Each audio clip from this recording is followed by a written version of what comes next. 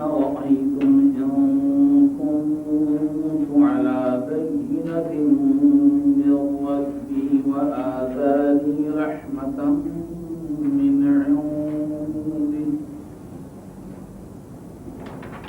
عنده فعميت عليكم أنلزمكموها وأنتم لها كارهون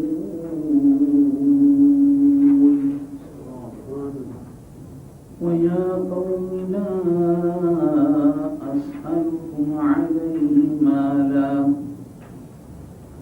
إن أجري إلا على الله وما أنا بطارد الذين آمنوا إنهم ملاقو ربهم ولكني أراكم قوما تجهلون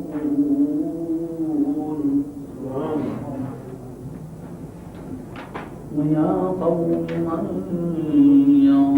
ينصرني من الله إن طردتهم أفلا تذكرون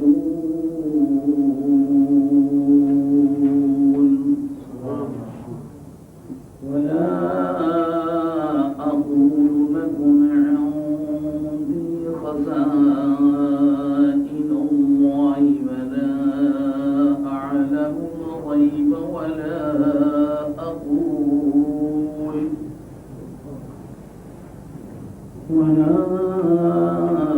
أقول إني ملك ولا أقول للذين تزدري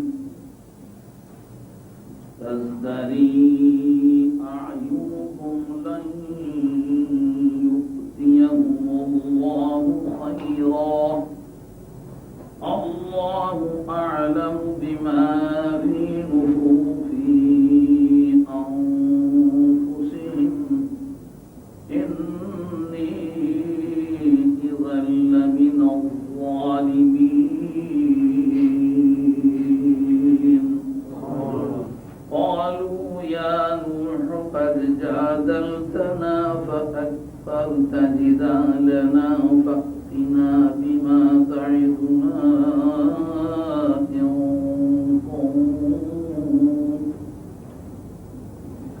إن كنت من الصادقين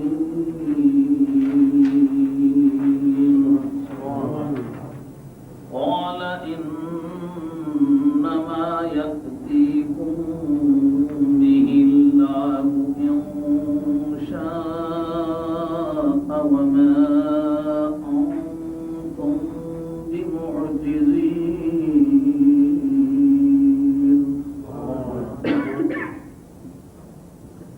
ولا ينفعكم نصحي إن أردت أن أنصح لكم إن كان الله يريد أن يغويكم هو ربكم وإليه ترجعون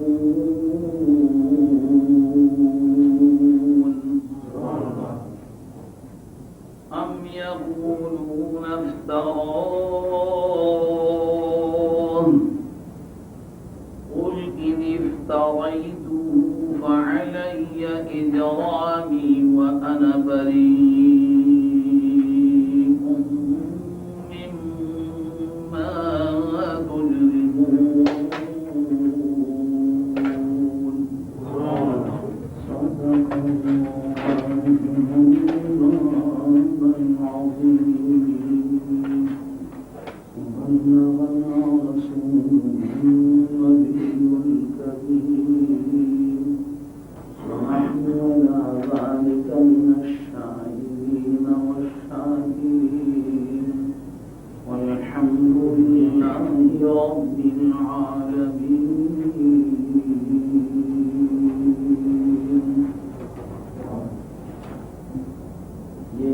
سورہ ہود ہے جو نمبر 11 ہے اور اس کی آیت نمبر 28 چل رہی ہے. اس کا ترجمہ پہلے ہو چکا ہوا ہے اور تفسیر چل رہی تھی. فقط پہلی آیت کی تفسیر ہو چکی تھی. آپ رکوع کی دوسری آیت کی تفسیر میں آیت نمبر 28 کی تفسیر چل رہی ہے. غور فرمائیں. حضرت نوح علیہ نبینا علیہ الصلوۃ والتسلیمات کو جب یہ کہا گیا کہ ہم آپ کو اپنے جیسا بشر ہی سمجھتے ہیں اور یہ دیکھتے ہیں کہ ہم میں سے صرف کمینے لوگ ایسے رکھ رکھا کے طور پر بادی افزائے میں یعنی ظاہر سپرفیشلی ظاہری طور پر وہ آپ پر ایمان رکھتے ہیں, باطنی طور پر وہ بھی آپ پر ایمان نہیں رکھتے. میں اپنی کمزوری کی وجہ سے, اپنی کسی مجبوری کی وجہ سے. اور تیسری یہ بات کہ آپ کے بارے میں ہم کوئی فضیلت کی رائے نہیں رکھتے. ہم نہیں سمجھتے ہیں کہ آپ کو کوئی ہم پر برتری حاصل ہے. تو اب حضرت نوح علیہ السلام کے انکار کے بارے میں انہوں نے میٹیریل کیا پیش کیا؟ ایک تو یہ کہ آپ ہمارے جیسے بشر ہیں. نمبر 2 کہ آپ پر ایمان لانے والے کمینے اور گھٹیا قسم کے لوگ ہیں جو بظاہر آپ پر ایمان لائے ہوئے ہیں اور حقیقت آپ پر ایمان لانے والے نہیں. اور تیسری بات یہ کہ معاشی, سیاسی یا مالی طور پر آپ کو ہم پر کوئی برتری حاصل نہیں ہے. آپ ان کے جواب میں حضرت نوح علیہ نبینا علیہ الصلوۃ والتسلیمات کو جو تعلیم فرمائی جا رہی ہے ان کے بارے میں جو ارشاد بتایا جا رہا ہے کہ انہوں نے کیا جواب میں کہا ہوئی ہے. قال یا قوم ارأیتم ان کنت علی بینۃ من ربی وآتانی رحمۃ من عنده فعمیت علیکم. حضرت نوح علیہ نبینا علیہ الصلوۃ والتسلیمات کا جواب یہ ہے, انہوں نے فرمایا کہ اے میری قوم مجھے بتاؤ کہ اگر میں خدا کی طرف سے دلیل پر ہوں, یعنی میرے پاس پروردگار عالم کے بھیجے ہوئے معجزات, اللہ کا مجھ پر کرم ہو, اگر اس کی بارگاہ سے مجھے معجزات ملے ہوئے ہوں تو دعوی نبوت کے ساتھ معجزات کا وجود یہ ایک ایسی صداقت ہے جس کا کوئی جواب نہیں. یہ شبدہ بازی کے جتنے گر ہیں اس موقع پر کوئی بھی کام نہیں. کیوں؟ اس لیے کہ نبوت کا جھوٹا دعوے دار اس کے ہاتھ پر کوئی ابنار, کوئی سپر ہیومن, کوئی معجزہ, کوئی میریکل ظہور پذیر نہیں ہو سکتا. یہ انسانیت کی بات ہے. جیسا کہ مسیلمۃ الکذاب سے کہا گیا کہ اگر تو اپنے تئیں ایک سچا نبی سمجھتا ہے, ہم تو پھر بھی اس بارے میں کوئی اعتماد نہیں رکھتے تیرا جھوٹا ہونے میں, لیکن تو اگر اپنے آپ کو سچا سمجھتا ہے تو اتنا کر کہ سرکار تاجدار مدینہ علیہ الصلوۃ والتسلیمات کی ذات بابرکات نے تو ایک کھاری کنویں میں جس کا پانی کھاری تھا اس کنویں میں لعاب ڈالا تھا, وہ میٹھا ہو گیا. اب یہ ایک کنواں ہے جس کا پانی کھاری ہے, اس کو میٹھا کر دیا.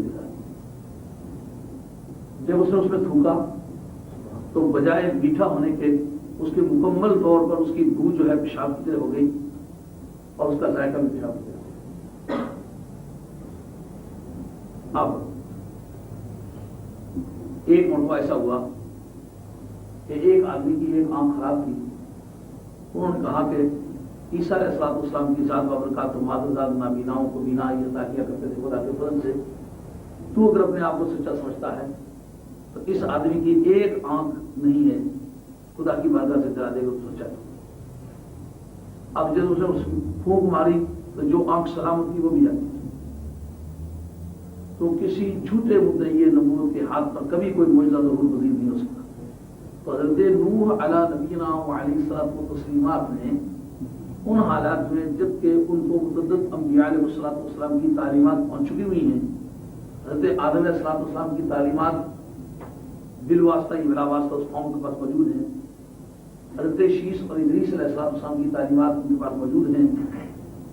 اس قوم کو یہ کہنا کہ اگر میں خدا کی طرف سے دلیل پر ہوں, میرے پاس ایک سچائی کی شہادت ہو, اور میرا پروردگار میرے پاس سے رحمت کی عطا کرے. اس رحمت سے مراد نبوت، یعنی نبوت بمے معجزے کہ اگر میرے پاس ہو فعمیت علیکم، تو پھر بھی وہ تمہیں نظر نہ آئے، تم پر وہ اندھی کر دی جائے. یہ عرب کا ایک اسلوب سخن ہے، چیز کا کسی پر اندھا کیا جانا، یعنی کسی شخص کا ایسا اندھا ہو جانا کہ چیز کو دیکھ نہ سکنا، یہ ان کا اسلوب سخن ہے. تو اگر اتنی حقیقتیں بھی تم پر روشن ہو جائیں تو پھر بھی تمہیں کچھ نظر نہ آئے، تو پھر یہ میری کوتاہی نہیں ہے، یہ تمہاری اپنی بدنصیبی ہے اور تمہاری اپنی ہٹدرمی.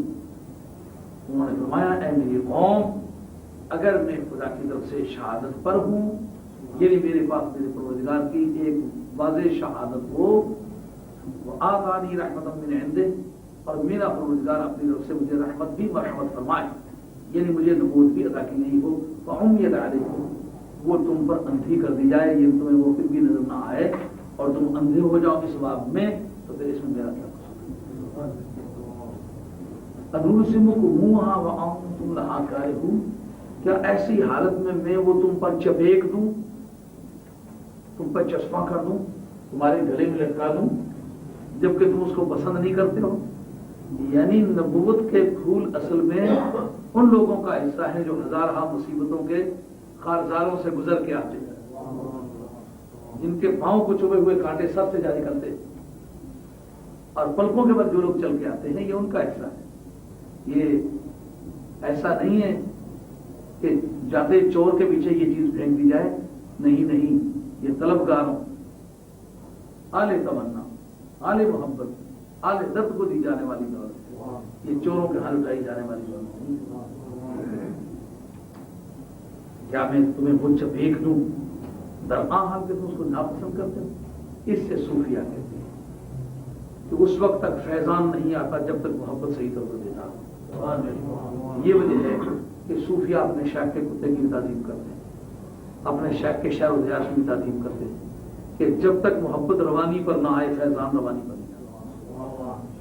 خواجہ جلال پوری رحمۃ اللہ علیہ، حیدر علی شاہ صاحب جلال پوری چشتی سیالوی رحمۃ اللہ علیہ کا مشہور ہے کہ آپ کہیں سیال شریف میں تھے اور خواجہ بڑوی رحمۃ اللہ علیہ مطلب یہ راوی روایت کرنے کی کافی بات تو ہے کہ آپ اچانک اٹھ کھڑے ہوئے. یہ خدا جانے مسجد میں تھے کہیں یا کسی کے چادریں بچھا کے نماز پڑھ رہے تھے، وہاں کوئی صورت ایسی تھی کہ وہ اللہ کا وقت تھا، بیٹھے ہوئے تھے، نماز کی تیاری تھی یا کوئی صاحب پڑھ رہے تھے، اچانک جانور گزرے، ویر حیدر علی شاہ جلال پوری رحمۃ اللہ علیہ کھڑے ہوئے. کسی دوست نے کہا، اور غالباً خواجہ بڑوی رحمۃ اللہ علیہ سائل تھے، شاہ صاحب کیوں کھڑے ہوئے؟ انہوں نے کہا کہ ویر شاہ کی گائیں گزری جا رہی، جنرل شاہ کی گائیں میرے شیخ کے جانور گزر رہے ہیں، تعلیم میں کھڑا ہو گیا. تو جب تک محبت اتنی جوانی پر نہ آئے، جیسا حضرت صدیق اکبر دوڑ کے لپٹ گئے امام حسن کے ساتھ، ابھی شبیہ بالنبی ولیس شبیہ بابی، خدا کی قسم کھا کے کہتا ہوں اس کی صورت میرے محبوب کی طرف حضرات میرے ساتھ لگ گئے. تو جس وقت محبت اس روانی پر آتی ہے اس وقت فیضان آتا ہے. نبی پاک علیہ السلام کا غلام بھی سمجھے کہ یہ کہانیاں نہیں ہیں، یہ تعلیمات ہیں، یہ انڈائریکٹ میتھڈالوجی آف ٹیچنگ ہے. ان کے واقعات بیان کر کے سمجھایا جا رہا ہے فیضان کس طرح آئے گا. جس سے فیضان لینا ہے اس کے ساتھ محبت فرشیرہ ہو جائے، اس کی راہ گزاروں سے بھی جانا. ایک صحابی اوپر کا واقعہ بتاتے ہیں کہ کسی جنگ میں ان کو کوئی زخم آیا، جب کو وہ زخم منتقل ہونے والا ہوتا تو پھر اس کو کھول دیتے. کسی دوست نے پوچھا یہ تو ٹھیک ہونے والا، میں کہا یار جس وقت میری یہ زخم لگا سرکار نے بڑے پیار سے دیکھا، تو جب یہ منتقل ہونے پر آتا ہے تو دوست مجھے پیار کا نقصان وال ہونے پر کھول دیتے. اور بخاری شریف کے متن میں میں نے آپ کو حدیث یہاں درس میں پڑھائی ہے کہ حضرت عبداللہ بن مسعود رضی اللہ عنہ ان کو کام کیا کہ جس سے سرکار کو اتنا پیار آیا کہ سرکار مسکرائے تو سرکار کے دانے ہمارے جہاں سے تھوڑے سے ظاہر ہو گئے. تو کیا حضرت کہتے ہیں عبداللہ بن مسعود یا ساری میری زندگی کی دیکھنے لے لے، یہ جو کام تو نے کیا تھا یہ مجھے دے دے کہ سرکار مسکرائے ہیں تیرے جملے پر، تیری ایک نظر کے صدقے میری ساری زندگی.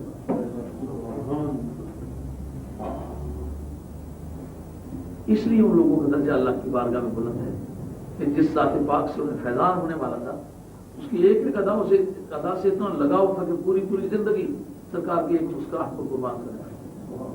اس وقت اب کیا باقی رہ جائے کہ سرکار کے سنت کے مطابق کیوں نہیں کام کر سکے گا، جب سرکار کی ایک ایک ادا سے اتنا پیار ہو گیا۔ کہنے کی ضرورت نہیں پڑے گی کہ تم داڑھی رکھ لو، تم مسواک کیا کرو، تم کو حرام کلمہ نہ بولا کرو۔ اسے پتا ہے جس محبوب سے مجھے فیض لینا، اس کی ایک ایک ادا سے مجھے پیار ہونا چاہیے۔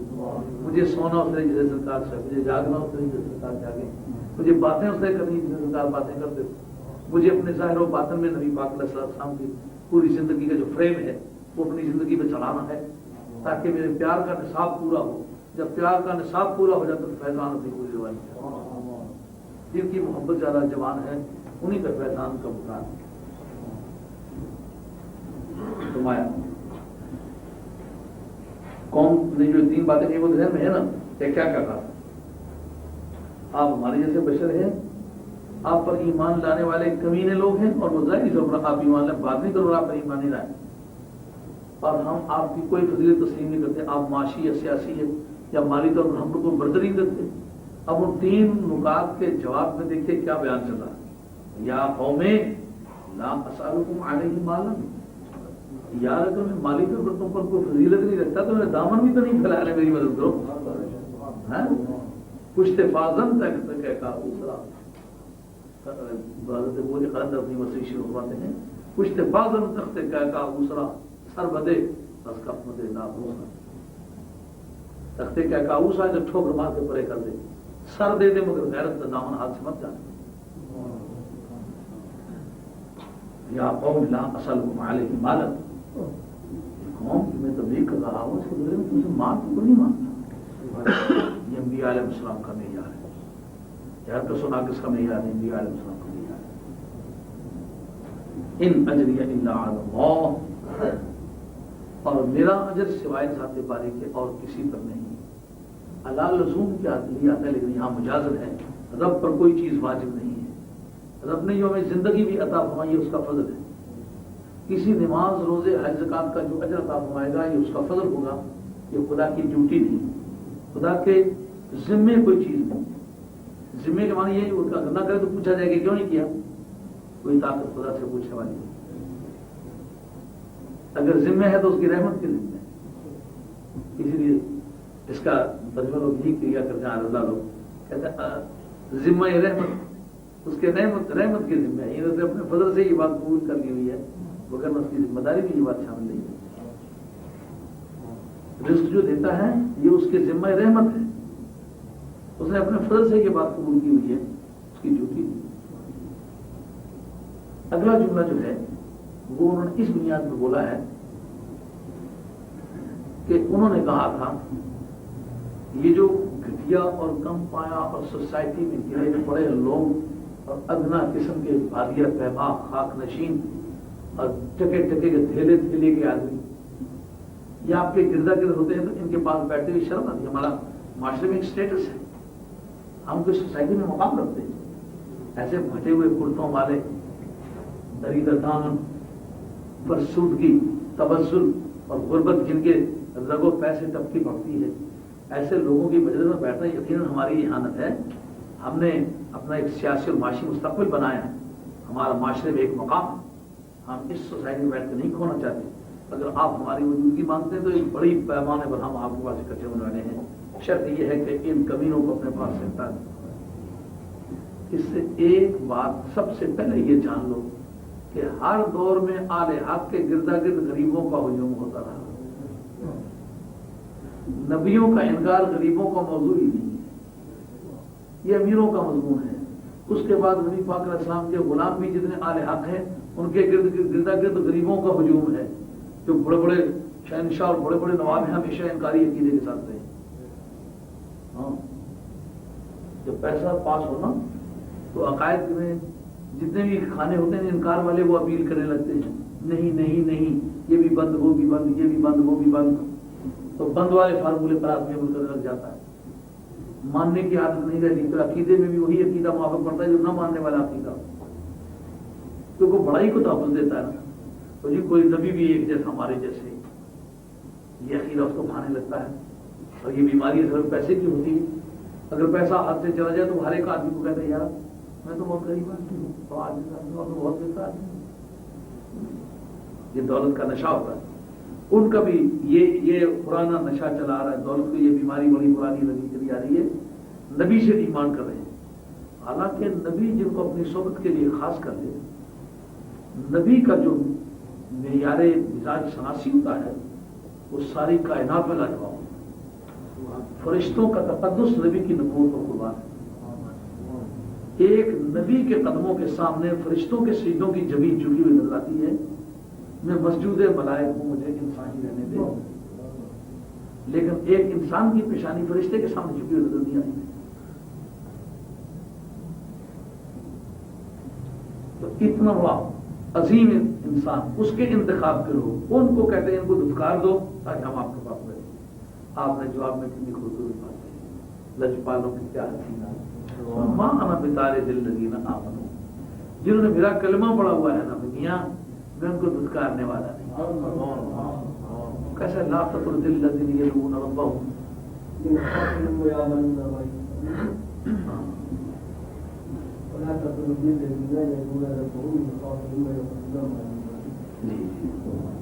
کہ آپ معود ان کو آپ مت دھتکاریں جو اپنے پروردگار کو پوچھتے. یہ دعا کا لفظ جو ہے عربی خاص کر قرآن مجید میں ہمارے بزرگوں نے لکھا ہے اور ابن قیم نے اپنی کتاب کے اندر لکھا ہے. کتاب الروح کے اندر قرآن عظیم میں مادہ دعا دو معنوں میں مستعمل ہے, پکارنے کے لیے بھی اور عبادت کے لیے. لیکن قرآن مجید میں اکثر بمانے عبادت کے استعمال ہوا ہے. یہ جو رب کو پوچھنے والے محبوب کے لیے آپ ان کو اپنے پاس سے مت کریں, یہ تو واضح فردہ دے رہے ہیں. لیکن جو سر دست آپ کا کلمہ پڑھیں تو آپ مت کریں. یہ انبیاء کا معیار ہی نہیں ہے کہ وہ لوگوں سے اپنے محبت والوں کا سودا کریں کہ جو محبت والوں کو ہٹا دیتے تم کسی طرح سے آ جاؤ. ان کا نہیں, ان غریبوں کی غربت پر تمہارا تاج اسکندری قربان. انہم ملاقوہ اور کتنا خوبصورت جملہ قرآن عظیم میں بولا. فرمایا وہ اپنے رب سے ملنے والے ہیں. کیا مطلب میری جا کے شکایت کریں کہ مولا کریم نے دھتکار دیا تھا اپنے غلاموں کو. معلوم آپ خدا کے ہاں آل محبت کا ٹھکرانا بڑا قلب میں الیکشن ہے. اللہ کریم کی بارگاہ میں جس بات کا وہ دباؤ محسوس کرتے وہ کیا ہے, انہم ملاقوہ اور دیکھ ان کو اپنے پروردگار سے ملنا ہے. یہ اپنے رب کے پاس جانے والے لوگ, ان کی اپروچ ہے. یہ اس سے مل کے میری کمپلینٹ کرتے تو معلوم ہوا کہ بندگان خدا میں یہ صلاحیت ہے کہ آپ نے میری عرش کا پایا ہے. ایک امتی کی محبت کے بارے میں ایک نبی کی عظمت کا ایوان نظر رہا ہے کہ مجھے ڈر ہے کہ یہ میرا کہیں غلام اللہ کی بارگاہ میں فریاد ہی نہ کر دے مولا کریم اس نے میری محبت کا سر کچلا, اس نے میری محبت کو سرنگوں کیا. تو معلوم محبت اتنی آبرو مند چیز ہے جس کو نبی کی بارگاہ میں بھی سرخروئی حاصل ہے. ایک محبت کے آبرو مند کو نبی چھیڑنے کی جسارت نہیں کرنا. اندازہ کریں کہ مقام محبت بھی کیا چیز ہے. ڈر ہے کمپلین کون کرے گا؟ آل محبت. کس کی کمپلینٹ کریں گے؟ نبی کی. محبت بھی کتنا بڑا جوہر ہے. ایمان کی تلوار پر جس چیز کی دھار آتی ہے نا وہ محبت. خدا کی قسم جب یہ بات میری سمجھ میں آئی نا تو میں جھوم گیا محبت سے. کتنی خوبصورت بات. نبی کہتا مجھے ڈر لگتا ہے, میں نہیں ایسا کر سکتا کیونکہ انہیں اپنے رب سے ملنا ہے. اس لیے دوستوں محبت سے جیو, محبت سے والے محبت ہو. وَلَكِنِّي أَرَاكُمْ قَوْمًا تَجْهَلُونَ, لیکن میں تمہیں ایک جاہل قوم سمجھتا. ارے آل محبت کو ٹھکرانے کی دعوت دینا یہ کس دانشور کام ہے؟ تم جانتے ہو کہ سینٹرل گورنمنٹ کے ساتھ ان کا تعلق ہے. اگر ان کی محبت کو میں پامال کروں تو خدا کی بارگاہ میں پوچھا جانے والا ہے. جب سامنے حق کے معاشر میں وہ شاخ بلائے جائیں گے، سینوں سے اٹھا کر پردوں کو وہ داغے ہجر دکھائیں۔ یہ بہت عظیم بات ہے۔ اللہ کے بعد یا قوم، یہ اس سے بھی ایک قدم آگے کی بات ہوئی، یا قوم من ینصرنی من اللہ ان ترکوا، اگر میں ان کو ٹھکرا دوں تو میری قوم کے لوگوں مجھے بتاؤ خدا کے مقابلے میری کون امداد ہے؟ مطلب آل محبت ٹھکرا دیے جائیں گے، خدا اگر مجھے پکڑے گا آل محبت کے ٹھکرا دینے پر تو تم میں ہے کوئی جو سر مجھے پناہ دے، میری مدد کرے؟ خدا مجھے پکڑنا چاہے اور تم مجھے بچا لو۔ اندازہ کریں کہ محبت کا ساز کس اونچائی پہ بج رہا ہے کہ نبی اور رسول اور خدا کی کائنات میں جو پہلا رسول بن کر کے آیا وہ حضرت نوح علیہ السلام، جو فزیکل ورلڈ میں پہلا آدمی جو رسول بن کر کے آیا وہ حضرت نوح علیہ السلام۔ تو نوح علیہ السلام دوسری طرف آدم ثانی بھی ہے، اتنی بڑی شخصیت، تو وہ کہتا آل محبت کو اگر میں دھتکاروں تو پھر خدا کے مقابلے میں میری امداد کون کرے؟ یہ بات التزاماً اس بات پر بلکہ ایک نظام درخت یہ ڈیمانڈ کرتی ہے کہ جب تک خدا کی طرف سے کوئی پینالوجی جو ہے وہ تسلیم نہ کی جائے، پنشمنٹ کو تسلیم نہ کی جائے، اس وقت تک خدا کے مقابلے میں مدد کا سوال ہے۔ یعنی بالفرض سپوز کیجئے کہ میں ان کو ٹھکرا دوں، لیکن اس کے مقابلے میں جو گرفت ہونے والی ہے خدا مجھ پر یقیناً کرے گا، تم میں ہے کوئی جو اس گرفت سے مجھے بچا لے؟ نبی کی حضرت دیکھیے، نبی آل محبت کو ٹھکرانے میں کس قدر ہے ہچکچاہٹ اور ہیبت خدا بندی کو محسوس کرتا۔ معلوم ہوا کہ تعزیرات کے جتنے بھی دھارے ہیں یہ محبت کے پل کے نیچے سے جا کے گزرتے، محبت کا پل بنا بولا جاتا ہے۔ افلا تذکرون،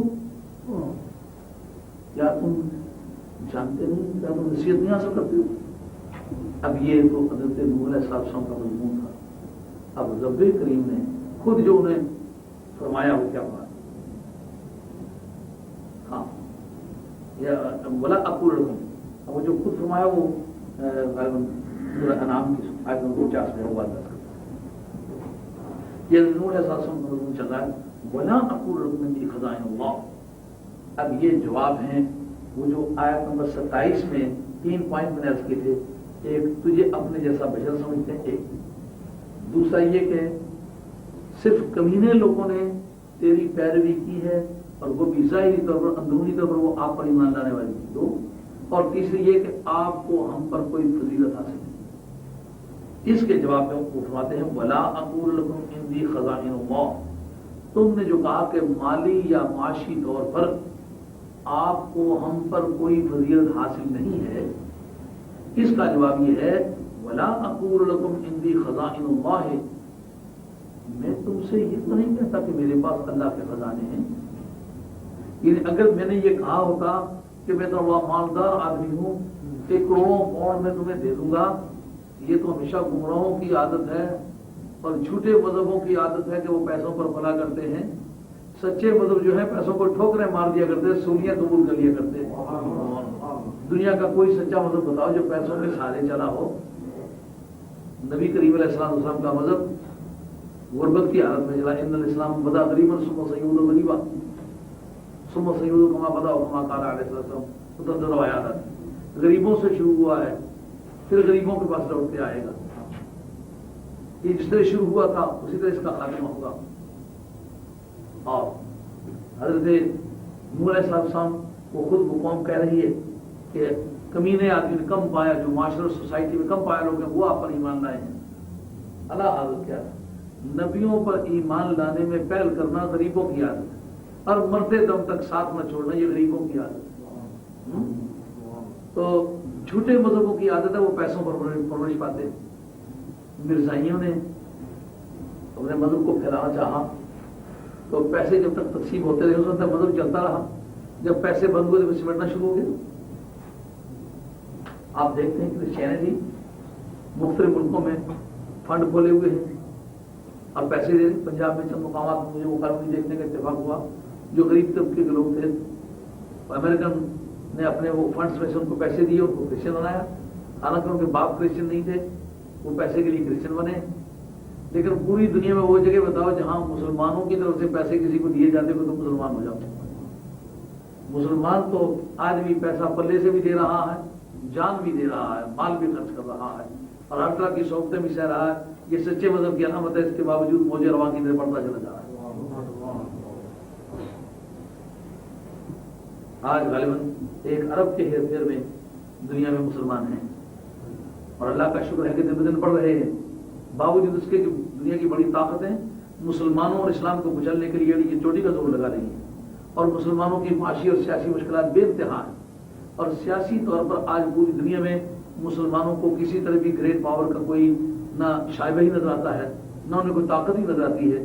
اس کے باوجود اسلام کا بڑھنا اور دنیا کے ہر ایوان کے شاہی حصوں میں داخل ہو جانا یہ دلیل ہے اس بات کی کہ سچا مذہب انتہائی مشکلات نہیں، تلواروں کی دھاروں پر موجے رواں کی طرف بڑھتا ہے، کوئی طاقت اس کا راستہ نہیں۔ پہلا جواب یہ ہو گیا کہ تم ہم میں کوئی فضیلت نہیں محسوس کرتے کہ ہمارے مالی حالات تمہارے مقابلے میں اچھے؟ اگر میں نے دعویٰ کیا ہوتا کہ میں مالی طور پر تم سے اچھا ہوں، اگر میں نے دعویٰ کیا ہوتا کہ میرے پاس کروڑوں روپے ہیں، میرے پاس اتنا سونا ہے، میرے پاس اتنی چاندی ہے، تو پھر تو تمہارا یہ کہنا کہ ہم تم میں کوئی مالی فضیلت نہیں دیکھتے یہ وجہ تھا۔ مگر جب میں نے اس کا دعویٰ ہی نہیں کیا تو ایسے موقع پر یہ سوال کرنا نہایت لغو اور بےہودہ ہے، اور دنیا کی نہایت خودذہن قوم کا حق بنتا ہے، کسی بھی ذہین قوم کا حق نہیں بنتا۔ دوسری بات، ولا عالم الغیبہ، نہ ہی میں یہ کہتا ہوں، یہ علامہ جعفر اللہ زمخشری جو لغت میں امام تسلیم ہوتا ہے کہلانے کو وہ حنفی کہلاتا ہے، حقیقت وہ معتزلی ہے، لیکن اس کو شوافے نے، مالکیہ نے، احناف نے، حنابلہ نے اور چاروں طبقوں نے مل کے تسلیم کیا ہے کہ سب سے پہلی تفسیر فلولوجیکل یعنی لسانیات کے پہلو پر سب سے پہلی تفسیر ہے جو پوری جامعیت کے ساتھ لکھی گئی ہے، اور اسی کا یہ نتیجہ ہے کہ کسی تفسیر کی تفسیر نہیں لکھی گئی مگر اس تفسیر پر 40 تفسیریں لکھی، اس 40 کی شرح میں، اور لکھنے والا علامہ تفتزانی 792 سے جن کا سن وفات ہے، علامہ زما ہے اپنے وقت کا،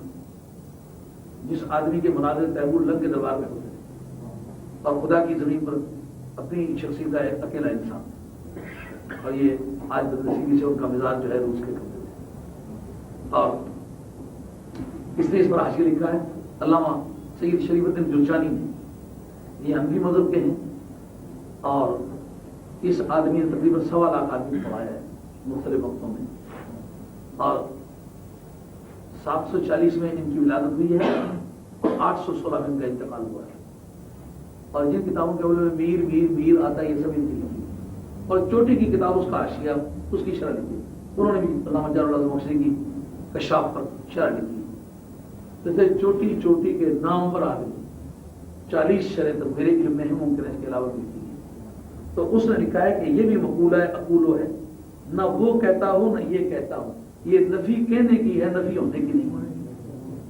یہ معنی نہیں ہے کہ میرے پاس اللہ کے خزانے ہیں ہی نہیں، یہ معنی نہیں ہے کہ میں غیب جانتا ہی نہیں ہوں، نہیں، مطلب یہ ہے نہ یہ کہتا ہوں کہ میرے پاس خزانے ہیں، نہ یہ کہتا ہوں کہ میرے پاس غیب ہے۔ یہ کس کا جواب ہے؟ یہ اس کا جواب ہے جو انہوں نے کہا تھا کہ ظاہری طور پر وہ آپ پر ایمان رکھتے ہیں، درونی طور پر تو وہ مومن نہیں ہیں، وہ اپنی بات کو ریشنلائز کر رہے ہیں، اس کی توجیہ کر رہے تھے۔ کیوں کہتے ہیں ان کو اپنے پاس سے دھتکارو؟ اس لیے کہ ایک تو ہمیں یہ فٹ نہیں بیٹھتے، دوسرا یہ درونی طور پر آپ کے مخلص نہیں ہیں۔ آپ نے اس کے جواب میں ولا عالم، نہ ہی میں یہ کہتا ہوں میرے پاس غیب، میں غیب جان لیتا ہوں جو چاہوں۔ کیا مطلب؟ یعنی شرع کے احکام ظاہر پر جاری ہوتے ہیں، باطن پر جاری نہیں ہوتے۔ شرعی طور پر حاکم وقت کو یہ حق نہیں ہوتا کہ وہ اپنے ذاتی علم کی بنیاد پر کوئی فیصلہ دے دے۔ مثال کے طور پر ایک واقعہ کو اس نے اپنی آنکھوں سے بھی دیکھا ہے نا، ایسا ہوا ہے، لیکن کورٹ میں پیش ہو گیا کہ اس کی شاختیں پروو نہیں کر رہی، تو اپنے ذاتی علم کی بنیاد پر فیصلہ نہیں دے سکتا۔ اس کی بنیاد وہ فیصلے ہیں جو سرکار تاجدار مدینہ علیہ السلام نے کیے ہیں، جبکہ ان کو پتہ ہے اللہ تعالیٰ کے دیے ہوئے علم کے سے کہ فلاں آدمی نے فلاں کام کیا اور فلاں نہیں کیا، مگر اس وقت اگر اپنے ذاتی علم کی بنیاد پر وہ فیصلہ کرتے تو آئندہ نتیجہ یہ نکلتا کہ تمام جو ہمارے کورٹ آف جسٹس ہیں تو وہ اس پریسیڈنٹ کو استعمال کرتے کہ سرکار نے اپنے ذاتی علم کی بنیاد پر ایسا فیصلہ کہ مجھے بھی خواب آیا ہے، مجھے القاء ہوا ہے، مجھے الہام ہوا ہے، مجھے کشف ہوا ہے، اس طرح کے دعوے کر میں ذاتی طور پر جانتا ہوں کا ذاتی طور پر کسی جج کا جاننا یہ کسی مقدمے کے فیصلے کی بنیاد نہیں بن سکتا۔ یہ حضرت نوح علیہ السلام کا یہ ارشاد کہ میں نہیں کہتا کہ میں غیب جان لیتا ہوں کہ جس کا نتیجہ یہ ہو کہ میں پابند ہوں کہ ظاہری طور پر مجھ پر ایمان لائے اور باطنی طور پر نہیں لائے۔ شرع کے احکام کا دار و مدار ظاہر پر ہوتا ہے، ظاہر سے یہ مسلمان ہیں اور ایماندار ہیں، اس لیے ان کو ڈیل اسی بنیاد پر کیا جائے گا کہ یہ مسلمان ہیں، اب باطن پر اس کو کوئی فیصلہ نہیں۔ ولا اقول لكم انی ملک، اور میں یہ بھی نہیں کہتا کہ میں فرشتہ ہوں۔ کیا مطلب؟ تم نے مجھے اپنے جیسا بشر، 3 پوائنٹ اور ریز کیے تھے، اپنے جیسا بشر، ایک آپ پر ایمان لانے والے ظاہری طور پر مومن ہیں، اندرونی طور پر ایماندار نہیں ہیں، چوتھی بات آپ کو ہم پر کوئی فضیلت، تیسری بات آپ کو ہم پر کوئی فضیلت حاصل نہیں۔ یہ 3 پوائنٹ تھے، وہ اس جگہ پہلے بشر کا ذکر ہے، بعد میں اندرونی طور پر مسلمان نہ ہونے کا ذکر ہے، آخر میں تم کو ہم پر کوئی فضیلت نہیں، یہ آخر میں ہے، لیکن وہ ترتیب جواب میں موجود نہیں رکھی گئی۔ یہاں جو سب سے آخری پوائنٹ تھا اس کا جواب پہلے دیا گیا، میں نہیں کہتا کہ میرے پاس اللہ کے خزانے ہیں، کہ تم نے ظاہری طور پر، معاشی طور پر، مالی طور پر میری کوئی فضیلت نہ تسلیم کرنے کا نتیجہ یہ اخذ کیا کہ مجھے نبی نہیں ہونا چاہیے۔ میں نے کب کہا ہے کہ معیار نبوت خزانوں کا ہونا ہے؟ میں نے کب کہا ہے کہ میرے پاس بہت سارے خزانے ہیں؟ اگر میں نے دعویٰ کیا ہوتا تو سوال کرتے تو ایک برموقع سوال تھا، یہ بڑا بے محال سوال ہے اور تمہاری اجازت کی نہیں۔ اور دوسرا جو نمبر 2 کوشچن تھا، یہاں بھی نمبر 2 پہ رکھا گیا اس کا جواب، کہا میں نہیں کہتا کہ میں اپنی ضرورت کے مطابق غیب جان لیتا ہوں، جس وقت میرا جی چاہے، یہ مظاہرے ہے، میں غیب جان لیتا ہوں کہ مانو۔ تو یہ کس بات کے جواب میں تھا کہ یہ ظاہری طور پر مسلمان ہیں اور باطنی طور پر مسلمان نہیں ہیں، کہا میں اللہ کا نبی ہونے کی حیثیت سے ظاہر پر فیصلے کرنے کا پابند ہوں، ان کے باطنی حالات کی بنیاد پر کوئی فیصلہ کرنے کا حق نہیں رکھتا۔ تو جو تیسرا سوال ہے وہاں سب سے پہلے انہوں نے کیا تھا کہ ہم آپ کو اپنے جیسا بشر سمجھتے ہیں، اس کا جواب ولا اقول انی ملک، اس میں ہے میں نہیں کہتا کہ میں فرشتہ ہوں۔ لیکن اگر میں نے فرشتہ ہونے کا دعویٰ کیا ہوتا نا تو پھر تو آپ اس کے مقابلے میں کہتے کہ ہم آپ کو اپنے جیسا بشر سمجھتے ہیں، پھر تو یہ بات بجاتی میں نے فرشتہ ہونے کا دعویٰ نہیں کیا، تو یہ کس بات کی تردید میں کہہ رہے ہو؟ انہوں نے کہا کہ مال حاضر بشر یا کل یمشی فی الاسواق، ایسا ہے نا، مال حاضر رسول ہے یا کل طعام یمشی فی الاسواق۔ ہاں، اس رسول کو کیا ہو گیا؟ مال حاضر رسول ہے، اس رسول کو کیا مقام ہے یہ کہ یا کل طعام، جی یہ روٹی کھاتا ہے، وہ یمشی فی الاسواق، اور بازاروں میں چل کے سودے خریدتا ہے۔ آج بھی اگر کوئی کسی مجبوری سے شاپنگ سینٹر میں جائے اور جا کے خریدے تو شرم نہ ہوگا، نہ کسی بزرگ کی بزرگی کے خلاف ہوگا اور نہ کسی شخص کی شخصیت کے خلاف ہوگا، بشرطے کہ حرام کام کے لیے نہ جائے، اس کا نقطۂ نگاہ کوئی اس کے سوا نہ ہو۔ اگر وہاں چل کر کے بریانی دیکھنے جاتا ہے، خوشانی دیکھنے جاتا ہے، ہمارا عورتوں کو دیکھنے جاتا ہے، تو اس کی نیت کا خدا مالک اس کو اللہ تعالیٰ نپٹے گا اس کے ساتھ۔ مگر صرف جو بازار میں جا کے سودا خریدنا ہے وہ تو بھی خریدتا ہے۔ مگر اگر میں نے فرشتہ ہونے کا دعویٰ کیا ہوتا پھر تم میرے جواب میں یہ کہتے تم بشر ہو تو ٹھیک تھا، میں فرشتہ ہونے کا مدعی ہی نہیں ہوں۔ یہ تینوں ان کے موقع و محل کی مناسبت سے جواب ہے۔ یہ ایک اصول ہے، سیاق اور سباق کے اعتبار سے اصلی معنی بھی جدا ہو جایا کرتے ہیں اسی لفظ سے۔ یہاں نہ تو خزانے کی نفی کرنے کے لیے بات کہی گئی ہے، نہ غیب سے بے تعلق ہونے کی غرض سے یہ بات کہی گئی ہے، نہ فرشتہ ہونے کی نفی کی غرض سے یہ بات کہی گئی ہے۔ جو کفار کے 3 سوال تھے ان کا جواب دینا مراد ہے۔ یعنی اس کا مطلب یہ ہے میں نے فرشتہ ہونے کا دعویٰ ہی نہیں کیا، تم نے جو سوال کیا وہ اس بنیاد پر کیا کہ میں فرشتہ ہونے کا دعویٰ کرتا پھر تمہارا وہ کہنا برابر ہے۔ تو یہ دراصل اس بارے میں نہیں ہے کہ فرشتے نہیں ہیں، بلکہ اس بارے میں فرشتہ ہونے کا دعویٰ نہیں۔ اس بارے میں نہیں ہے کہ ان کے پاس غیب کے خزانے ہیں ہی نہیں. دیکھو نفی کس کے بارے میں آئی ہے؟ لا اقولو، کہنے کی نفی ہے، ہونے کی نفی نہیں. سمجھ بات؟ اب انی ملک تک پہنچنے کے بعد ایک بات جو معتزلہ نے نکالی ہوئی ہے، وہ کہتے ہیں کہ یار یہ جو انہوں نے کہا ہے کہ میں نہیں کہتا کہ میں فرشتہ ہوں، اس سے معلوم ہوا کہ فرشتے نبیوں سے افضل ہوتے ہیں، اور معتزلہ کا یہ متفق عقیدہ ہے. معتزلہ کہتے ہیں کہ فرشتے نبیوں سے افضل ہوتے ہیں، اس لیے کہ جو کوئی کہتا میں بڑا ہونے کا دعویٰ نہیں کرتا، میں فرشتہ ہونے کا دعویٰ نہیں کرتا، اگر معلوم ہوا کہ یہ ان سے بڑی بات تھی، اس لیے اس دعوے سے آپ کو ہمیں وڈرال پیش کرنا پڑی کہ میں نہیں کہتا کہ میں فرشتہ ہوں. اس نے ثابت کر دیا کہ فرشتہ نبی سے بڑا ہوتا ہے. لیکن اس پر آل علم یہ سوال کرتے ہیں، خصوصی وزیر نشابوری اس پر سوال کرتی ہے. انہوں نے کہا اگر اس سے یہ سمجھے ہو کہ فرشتہ بڑا ہوتا ہے تو دو باتوں کا جواب دو کہ جس تاریخ جبریل سے لے کر ہر چھوٹا موٹا فرشتہ آدم علیہ السلام کے سامنے سجدہ ریز ہے، اس کی کیا توجیہ کروں؟ کبھی مفضول کے سامنے افضل کو سیدھا کرنے کو حکم ہوا ہے؟ عقل کے خلاف ہے، نقل کے خلاف ہے، قیاس کے خلاف ہے، انسانی شعور کے خلاف ہے.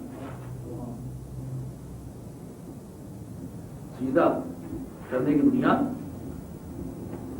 کیا ہے؟ افضل ہونا. حضرت آدم علیہ السلام اگر افضل نہ ہوتے تو فرشتوں کو سیدھا کرنے کا حکم کبھی نہ. خدا کے سامنے سجدہ کیا جاتا، خواہ وہ عبادت کا ہے، وہ تعظیم کا ہے، دونوں میں فرق ہے، لیکن سیدھا آخر سجدہ ہے. ایک بات. دوسری بات یہ کہ جس تاریخ حضرت نبی کریم علیہ السلام معراج پر تشریف لے گئے تو جو سب سے افضل فرشتہ تھا اس سے کہا آگے چل. تو صاحب تفسیر نشابوری جبریل کے معنی الفاظ ذکر کرتے ہیں کہ لو طرت انملتن، اگر میں ایک انگلی کے پور کے برابر، لو طرت انملتن، یہ انملہ کہتے ہیں یہ انگلی کا جو پور ہے، ٹپ آف فنگر، اگر میں ایک انگلی کے پور کے برابر بھی آگے اڑوں تو احترق تو بالی میں اپنے بالوں کو جلا دوں گا، میرے پر جو ہے وہ جل جائیں گے. ان کا اس موقع پر فیصلہ کرنے کی ضرورت افضل کون ہے؟ جو سب سے افضل ہے فرشتوں میں اسے کہہ رہا ہے کون؟ نبی. آگے چل. وہ کہتا ہے اس لیے نہیں کہ آگے جا سکتا ہوں تو جاتا نہیں ہوں، بلکہ واقعہ یہ ہے جا سکتا ہی نہیں.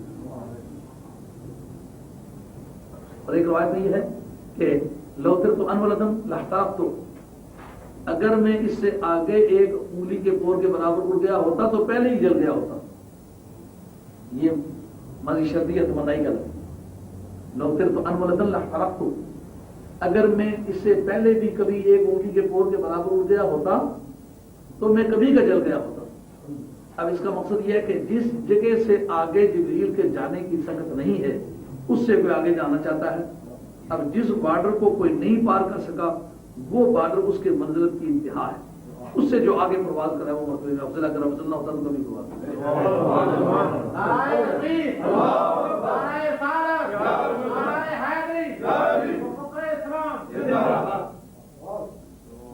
اور پھر اس بات کا بھی جواب لاؤ، انی جاعل فی الارض خلیفہ، زمین میں اپنا خلیفہ حضرت انسان کو بنا رہا.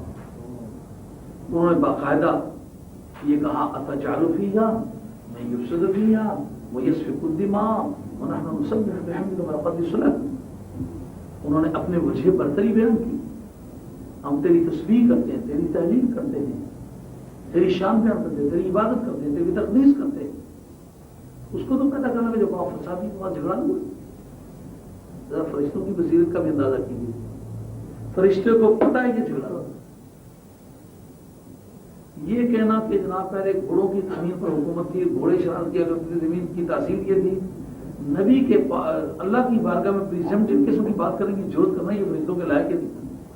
معلوم ہوتا ہے کہ اللہ تعالیٰ کی بارگاہ میں جو انہیں علم ملا ہوا تھا اس کی روشنی میں جانتے تھے کہ آدمی بڑا فسادی ہوگا، بڑا جھگڑالو ہوگا، بڑا انگریز ہوگا، وہ غالب نے کیا خوب کہا ہے، تر دامنی پہ میری زاہد نہ جائیو، تر دامنی پہ میری زاہد نہ جائیو، دامن نہ چھوڑ دوں تو فرشتے بدوں۔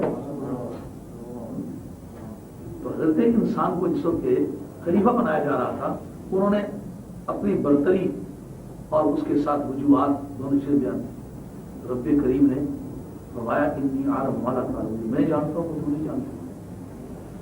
وعلم آدم الاسماء، کہ پروردگار عالم نے اس بات کو ریشنلائز کیا، اس کی توجیہ کر دی، اس کے معقول وجہ بیان کی کہ کیوں اس کو افضلیت دے رہا ہوں۔ قوانا ہوا دھر کے دانا ہوا، نالج از پاور، لا یستوی الاعمی والبصیر، اندھا اور آنکھوں والا کبھی برابر نہیں ہو سکتے، جس کا علم بڑا ہوگا وہ بڑا ہوگا۔ پہلے پروردگار عالم نے ان کے علم کی برتری ان سے بنوائی، پیچھے کہا اس کے سامنے سے کہا، یہ دونوں تقریبیں اکٹھی کرو۔ پہلے علم کی برتری ان پر واضح کرنا، پیچھے سجدے کا حکم دینا۔ معلوم ہوا انسان کو نگار ہوتے بھی فرشتے سے کم ہوتے۔ آدم علیہ السلام کی ذات گناہ سے بھرا اور بھرا ہے، لیکن نوع انسانی گناہ کر سکتی ہے جو ان کی پشت میں موجود ہے، لیکن جب ان کے سامنے سجدہ ہوا تو وہ پشت میں تھے۔ تو یہ سارے دلائل کے واضح کرتے ہیں کہ حضرت انسان کی جو عظمت ہے وہ فرشتوں کے مقابلے میں زیادہ ہے۔ البتہ اس میں اختلاف ہے کہ انبیاء علیہ السلام اور اللہ تعالیٰ کے خاص بندے جو ہیں یہ ہر طرح کے فرشتوں سے افضل ہیں، اور خاص قسم کے فرشتے عام انسانوں سے افضل ہیں۔ اختلاف اس میں ہے کہ عام قسم کے فرشتے اور عام قسم کے انسان ان دونوں میں افضل کون ہے، اس میں اختلاف۔ یہ اختلاف جناب مولا ظاہر قرار ذکر کیا ہے۔ تو معلوم ہوا کہ معتزلہ کا دین یہ ان کا خود ساختہ دین ہے، اس کا کتاب اللہ اور سنت رسول اللہ سے کوئی تعلق نہیں۔ ولا اقول للذین تزدری اعینہم لن یؤتیہم اللہ خیرا، اور میں ان لوگوں سے جن کو تمہاری آنکھیں کمینہ سمجھتی ہیں ہرگز نہیں کہہ سکتا کہ تمہیں اللہ کی طرف سے کوئی خیر نہیں ملے گی۔ کیا مطلب؟ یعنی میں ان کو اپنی بارگاہ سے دھتکار دوں تو یہ خدا کی رحمت سے معروم کرنے کا اعلان ہوگا۔ نبی کی بارگاہ سے نکالا جانا یہ خدا کی رحمت سے معرومی کا اعلان ہے، اور جن کو تم حقیر سمجھتے ہو، تم کمینہ سمجھتے ہو، یہ ان کی شرافت کی دلیل ہے۔ جن کو تم حقیر سمجھتے ہو نا، گھٹیا انسان کسی کی تعریف کرے یہ اس کے گھٹیا ہونے کی علامت ہے۔ رستو کو کسی نے آگے کہا کہ فلاں آدمی تیری بڑی تعریف کرتا تھا، آدمی کو جب غور کیا تو رستو رونے لگ گیا، پوچھا کیوں روتے ہوتے تیری تعریف کرنا؟ تم نے کہا ایسے بدھو اور ایسے زٹیر اور ڈھیٹ آدمی نے اگر میری تعریف کیا تو اس کا مقصد کوئی اس کے مقصد کا کام میں نے کیا جو اس کو پسند آ گیا۔ ستودہ جائے نہ باشا، ہمیشہ گھٹیا قسم کے انسان بڑی انسانوں کو برا کہا کرتے ہیں۔ ابو جہل سرکار علیہ السلام کو برا کہتا ہے کہ سرکار کے بہترین ہونے کی دلیل ہے کہ دنیا کا سب سے زیادہ گھٹیا انسان ہے، اس کے دماغ کو وہی چیز پسند آئے گی جو اس کے اپنے معیار میں پوری اترتی ہے، اور اللہ تعالیٰ بہتر جانتا ہے اس چیز کے بارے میں جو ان کے دلوں میں ہے۔ یہ تم ان کو یہ کہنا چاہتے ہو کہ وہ بے ایمان ہیں، اندرونی طور اور ظاہری طور پر اپنے آپ کو مسلمان سمجھتے ہیں، پر میں تم کو واضح کر دوں کہ اللہ بہتر جانتا ہے جو کچھ ان کے دلوں میں ہے۔ اگر میں ان کو دھتکار دوں تو ایسا کرتے وقت میں ظالموں میں سے ہوں گا۔ اب آپ سورۃ نمبر 6 کی آیت نمبر 50 نکالی، سورہ انعام۔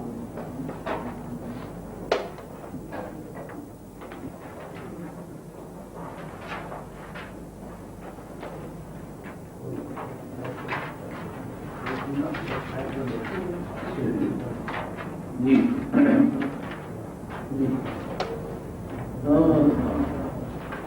قل لا اقول لكم عندي خزائن الله ولا اعلم الغيب ولا اقول لكم اني ملك ان اتبع الا ما يوحى الي قل هل يستوي الاعمى والبصير افلا تذكرون۔ اب یہ دونوں آیتیں پیش کر کے لوگ یہ کہا کرتے ہیں کہ سورت نمبر 6 ہر پیج کے بائیں طرف سورت کا نمبر ہوتا ہے، انعام لکھا ہوا ہے، ساتھ نمبر 6 لکھا ہوا ہے۔ تو نمبر کے ذریعے سے آپ سورت بھی ٹیسٹ کرتے ہیں، سورت کے نام کے ذریعے سے آپ نمبر ٹیسٹ کر سکتے ہیں۔ سورہ انعام ترتیب وار نمبروں میں سورہ نمبر 6 ہے اور یہ 12 7واں ہے اور آیت نمبر 50 ہے. یعنی جس مدبر کے اندر 49 لکھا ہوا ہے اس سے آگے جو شروع ہوتی ہے وہ سورہ آیت نمبر 50 قل لا اقول لكم عندي خزائن. تقریباً اس کا مضمون وہی ہے. آپ فرما دیجئے کہ میں تم سے نہیں کہتا کہ میرے پاس اللہ کے خزانے ہیں. اچھا ادھر جو آپ نوح علیہ السلام نے فرمایا ولا اقول لكم، ادھر دونوں کو اکٹھا کیجیے.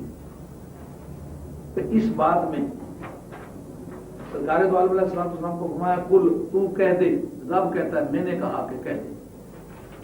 اور ادھر جو ہے نوح علیہ السلام نے خود کہا. ان دونوں میں یہ فرق ہے بنیادی طور پر. ایک اصولی بات بدیہی یاد میں دعویٰ نہیں ہوا کرتا. یہ بات سمجھ آ رہی ہے؟ یہ ذرا مشکل بات ہے. کیا کہہ رہا ہوں؟ بدیہی یاد میں دعوے نہیں ہوا کرتے کیونکہ دعوے کی تعریفہ محتاج دلیل ہوتا ہے. یعنی جس کو انگریزی میں تھیوری کہنا چاہیے فلسفے کی زبان میں، اور آپ کے لا کی زبان میں اس کا نام ہے بونا فائڈ. نہ پرائما فیسی جو بغیر دلیل اور سوچ بچار کے سمجھ میں آئے. آسان لفظوں میں اگر سمجھنا چاہیں تو پرائما فیسی پریوری، یہ تو انگریزی کے لفظ ہے. پریوری فلسفے میں کہیں گے اور لا کی زبان میں کہیں گے پرائما فیسی، اور منطق کی زبان میں کہیں گے بدیہی. آسان لفظوں میں کہیں گے جو بات بغیر دلیل اور ثبوت اور سوچ بچار کے سمجھ میں آ جائے اس کو بدیہی کہیں گے. سامنے سمٹ پئی ہوئی گل. مثلا یوں سمجھ لیجیے کوئی نہیں کہتا، میں کہتا ہوں کہ پانی بہنے والا ہوتا ہے. پانی میں بہنے کی عادت ہوتی ہے. کبھی کوئی کہتا ہے میں کہتا ہوں آگ گرم ہوتی ہے. کبھی کوئی کہتا ہے، کیونکہ آگ کا گرم ہونا محتاج دلیل نہیں. جو چیز ثبوت نہ مانگے اس کو پریوری کہیں گے، پرائما فیسی کہیں گے، اس کو بدیہی کہیں گے. جس میں بات بغیر ثبوت کے بغیر غور و فکر کے سمجھ میں آ جائے ایسے کو بدیہی کہتے ہیں. بات سمجھ میں آئی؟ اب سرکار کو رب کا یہ کہنا کل تو کہتے کہ میں تم سے نہیں کہتا میرے پاس اللہ کے خزانے ہیں. ان اللہ کے خزانے ہوں تو پھر اس سے کہا جائے تم کہہ دو کہ میں تم سے نہیں کہتا. میں نہیں کہتا. اور کس سے؟ تم سے. جس وقت آدمی چور کو کہے میں تم سے نہیں کہتا کہ میرے پاس پیسے ہیں، اس کا یہ معنی ہوتا ہے کہ پیسے ہیں ہی نہیں. خزانے خزانچیوں کو بتائے جایا کرتے، چوروں کو نہیں بتائی جایا کرتے. سرکار کو یہ دعویٰ کرنے کی کیوں ضرورت پیش آئی؟ فرمایا کہ دعویٰ کر اس کا کہ میرے پاس اللہ کے خزانے نہیں. چونکہ لوگوں کو نظر آ رہے ہیں کہ اللہ کے خزانے ہیں. اس کا تو ایک ایک رونگٹا کہتا ہے کہ ہیں. مثلا نبی پاک علیہ السلام یہ فرماتے ہیں لوشے تو لسارت مائیے جبال الذہب، اگر میں چاہتا تو یہ پہاڑ جو ہیں سونے اور چاندی کے بن کر میرے ساتھ ساتھ چلتے ہیں، جدھر میں جاتا ہوں ادھر یہ جاتے. سرکار میں اوتیت الکنزین الاحمر والابیض، مجھے دو خزانے دیے گئے، ایک سرخ اور ایک سفید. یعنی پوری دنیا کی چاندی اور پوری دنیا کا سونا میرے قبضے میں. امام قسطلانی رحمۃ اللہ محب الدنیا میں حضور کے میلاد پاک کے موقع میں یہ روایت نقل کی ہے کہ سرکار تاجدار مدینہ علیہ السلام کے انتقال کے موقع پر سرکار کے انگوٹھے کے ساتھ چابیاں لگی ہوئی دیکھی گئی اور کوئی کہنے والا بدلیوں میں کہہ رہا ہے واہ واہ قبض محمد صلی اللہ علیہ وسلم علامہ خالد السماوات والارض کلھا، کہ وہاں قربان جائیں اس محمد مصطفیٰ علیہ السلام کے کہ جس نے زمینوں آسمانوں کے تمام خزانوں کی چابیوں پر قبضہ کر لیا ہے. تو اب یہ بات تو ظاہر ہے ان کے بارے میں یہ کہ وہ کہیں کہ میں نہیں کہتا، یہ بدیہی نہیں رہ جاتا، یہ نظری بن جاتا ہے. یہ چیز سامنے نظر آتی ہو تو پھر کوئی کہہ رہا ہے میں نہیں کہتا، تو یہ بات سوچ کے قابل رہ جاتی کیوں نہیں کہتا. یہ بات محتاج دلیل ٹھہرتی ہے. کہ سرکار کے پاس خزانے ہونے کی دلیل نہیں چاہیے، سرکار کے پاس خزانے نہ ہونے کی دلیل چاہیے. سمجھ بات؟ یہ کا محبوب تو یہ کہہ دے کہ میں تم سے نہیں کہتا، تم سے نہیں کہتا، ابھی کہتے تو ہو. یہ بات جو ہے پریواری تو نہ رہی، یہ پرائم فیسی تو نہ رہی، یہ بدیہی تو نہ رہی، بغیر سوچ بچار کے سمجھ آنے والی تو نہ رہی. یہ تو سوچ کرنا پڑے گی. صدیق کو کہتے ہیں خزانے ہیں، فاروق کو کہتے ہیں خزانے ہیں، جناب عثمان غنی کو کہتے ہیں خزانے ہیں، مولا مرتضیٰ کو کہتے ہیں خزانے ہیں. تو یہ ہم کو کیوں کہتے ہیں؟ میں نہیں کہتا. اس پر سوچو یار، دلیل مانگو کیوں نہیں کہتا. لیکن لکم اس کا جواب ہے تم سے نہیں کہتا. ہاں تم سے نہیں کہتا، اس لیے کہ میرے کاغذوں میں تم چور ہو. یہاں بھی مخاطب جو ہیں والذین کذبوا بآیاتنا یمسهم العذاب بما كانوا یفسقون، وہ لوگ جنہوں نے ہماری آیتوں کو جھٹلایا ان کو عذاب چھوئے گا اس وجہ سے کہ وہ فسق کیا کرتے ہیں. اب ان سے کتاب کی بات ہے لا اقول لكم عندي خزائن اللہ، میں تم سے نہیں کہتا کہ میرے پاس اللہ کے خزانے، مگر تم سے نہیں کہتا. ادھر نوح علیہ السلام سے بھی جس قوم کی بات کر رہی ہے ان کے بارے میں لا اقول لكم عندي خزائن، میں تم سے نہیں کہتا کہ میرے پاس اللہ کے خزانے. یعنی جس وقت نفی مخصوص ہو تو نفی عام اس سے مراد نہیں ہوا کرتی. نفی مقید سے نفی مطلق پر استدلال کرنا حماقت ہے. میں آپ سے نہیں کہتا محبت ہے مجھے، اس کا مطلب یہ نہیں مجھے محبت ہے ہی نہیں، میں آپ سے نہیں کہتا. میں آپ سے نہیں کہتا میں طاقتور آدمی، اس کا یہ مطلب نہیں کہ میں طاقتور رہتا ہی نہیں.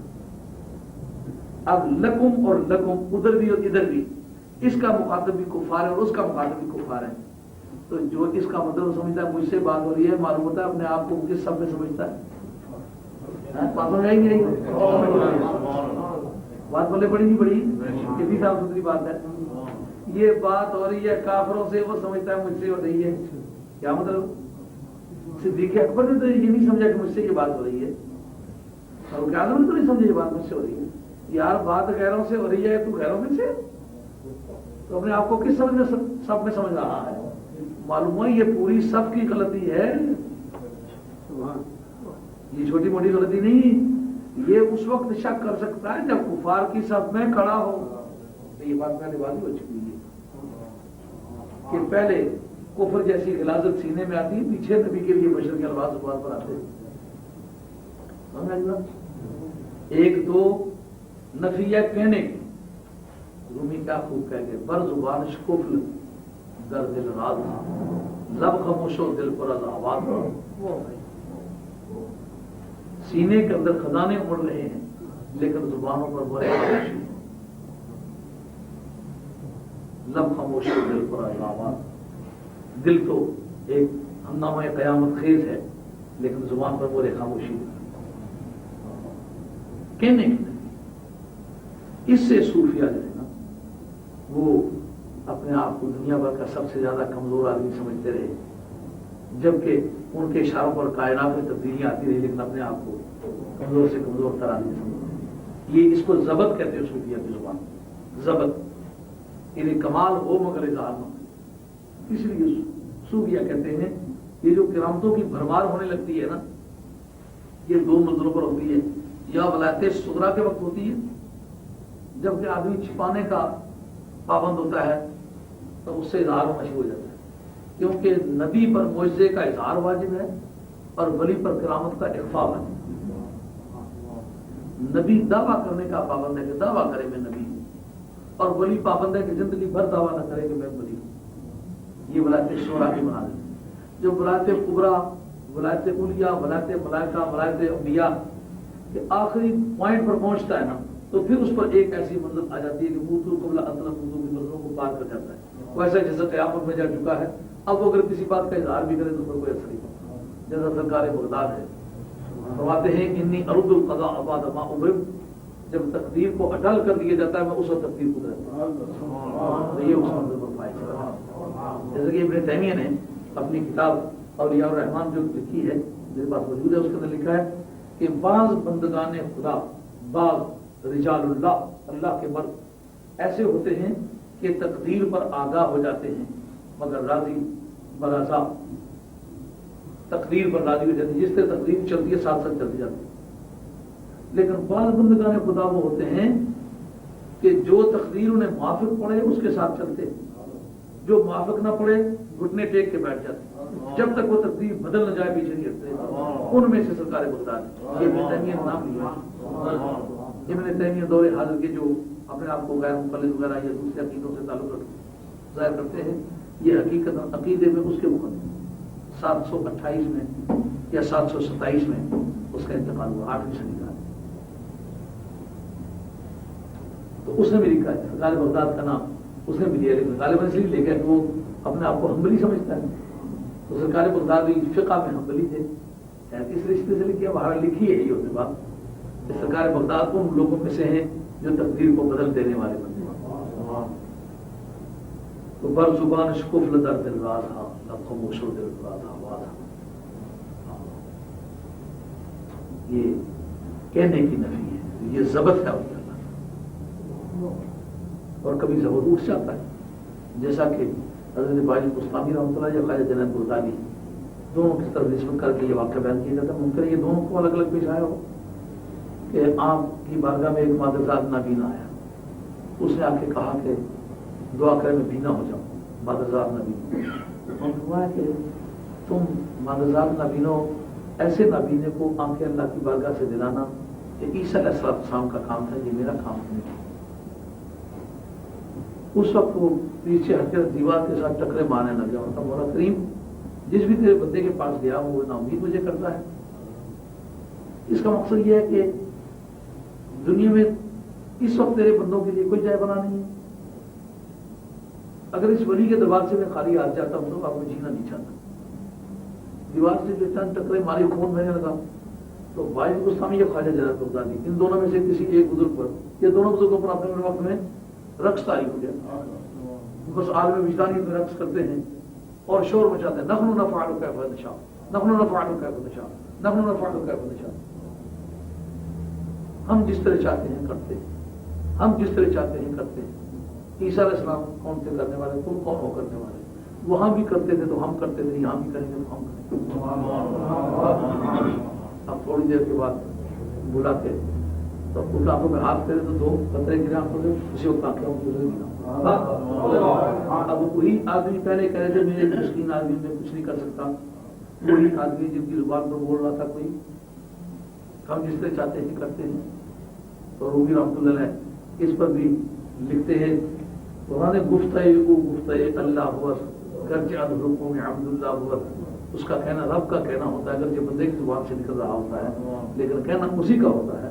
اور وہ اس پر آگے چل کر کے نخل طور کی مثال دیتے ہیں، کہتے ہیں طور کی ایک لکڑی بولی، دنیا ساری نے مانا کہ وہ اللہ بولا ہے۔ ان کا لکڑی جب پروردگار کے ریپرزینٹیٹو ہو سکتی ہے، مظہر کردگار ہو سکتی ہے، تو بندہ کیوں نہیں مظہر کردگار ہو سکتا؟ وہ بھی تھوڑا سا باز آدمی سمجھ آئی بات؟ تو یہ بات کفار سے ہو رہی تھی، ورنہ خزانے تو تھے، جس کو حضور نے فرمایا وہ خزانہ ملا ہے، اور وہ خزانوں کی آج تک شاخیں موجود ہیں۔ علم خزانہ ہے کہ نہیں؟ جناب مولا منتشر خدا دے کو یمن کا گورنر بنا کے بھیجنے لگے، عرض کہ یا رسول اللہ میں جانتے نہیں کہ فیصلہ کرنے کا طریقہ کیا ہے؟ آپ نے چھاتی پر ہاتھ پھیرا، مطلب ماں شکم تو بادہ بالخدا بینس ہے، پوری زندگی میں کبھی 2 کے درمیان فیصلہ کرتے وقت ایک مرتبہ بھی تردد نہیں۔ ممکن ہے آپ کے سمجھنے کو ایسا جج ہو دنیا میں کہ جس کے فیصلے پر اپیل قانوناً ممکن ہونے کی صورت اپیل نہ ہوئی ہو یا اپیل ہونا قانون ممکن نہ ہو، مگر میرے علم میں ایسا کوئی جج نہیں ہے سوائے حیدر قرار۔ حضرت حیدر قرار کے کسی فیصلے پر کوئی اپیل نہیں، جو بھی فیصلہ کیا وہ آخری فیصلہ، آپ کے فیصلے پر کوئی اپیل نہیں۔ جس کا مقصد یہ ہے کہ وہ ایک مرتبہ ہاتھ پھیرنے سے خزانے مل گئے کہ ان کی امتحان ہے۔ اور کبھی سرکار علیہ السلام کا جو یہ فرمانا تھا کہ سونے اور چاندی کا مجھے مالک بنا دیا گیا، اس کی ایک تعبیر محدثی نے یہ کی ہے کہ رومن امپائر اور پرشین امپائر کا جو خزانہ ہے اس کے سرکار کو مالک بنایا گیا، اور اس کی تعبیر فاروق اعظم کی دور میں۔ اور سرکار تاجدار مدینہ علیہ السلام نے بڑا صراحت تم میرے قدر کے درپیش ہو، میں تمہارے بازو میں شہنشاہ ایران کے بازو کو کندن دیکھ رہا ہوں۔ صراحت پھر مارے کو دھماکے سے لڑے، ان کا سرکار نے مجھے شہنشاہ ایران کے بازوؤں کے کنگن دیے ہوئے ہیں، جب تک وہ مل نہیں جاتے اس میں مرتا نہیں۔ ہاں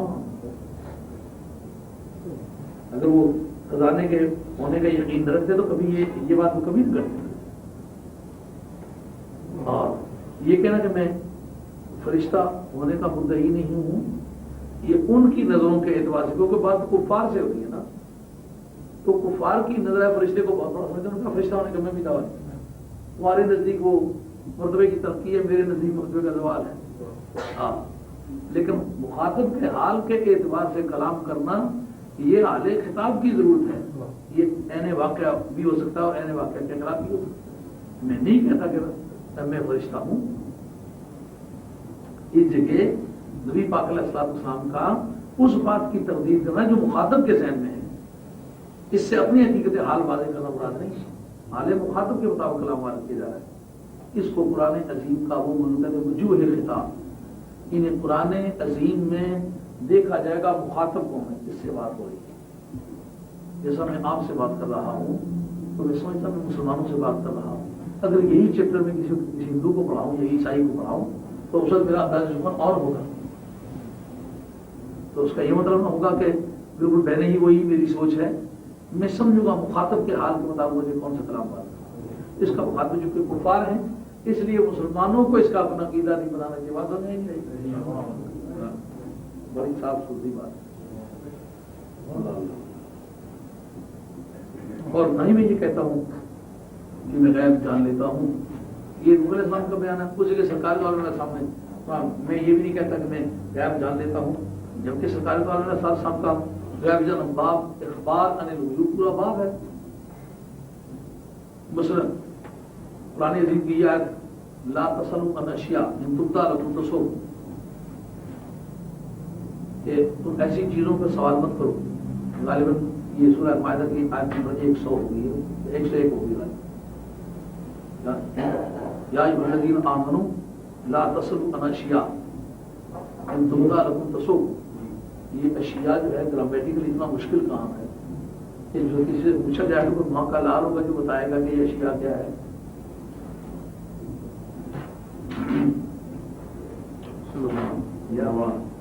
دین کی بہت سی مشکل ہے، تو ایمان والوں تم ایسی چیزوں کے متعلق سوال مت کرو کہ اگر وہ تمہیں تمہارے سامنے ظاہر کی جائیں تو تمہیں اچھی نہ لگے۔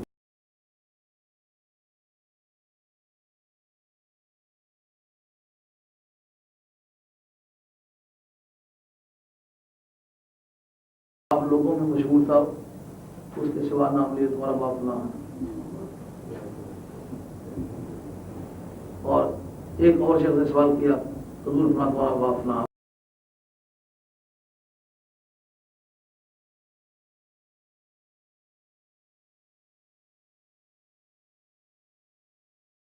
بچے ہو تم،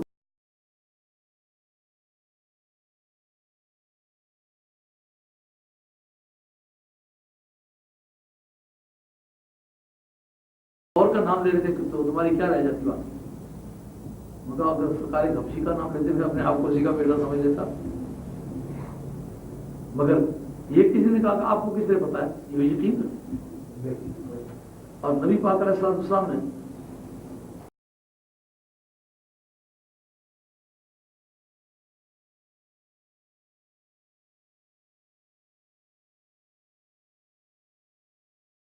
نشانات لگے، ابھی کچھ چلے اس کو دکھاتا ہوں، ان کے اندر موجود ہے کہ سرکار دو علیہ السلام نے فرمایا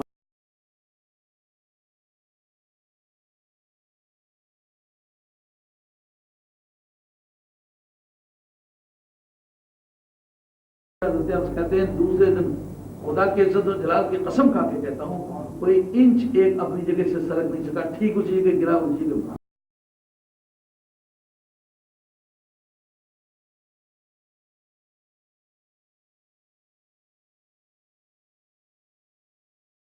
ساری بات بتائیں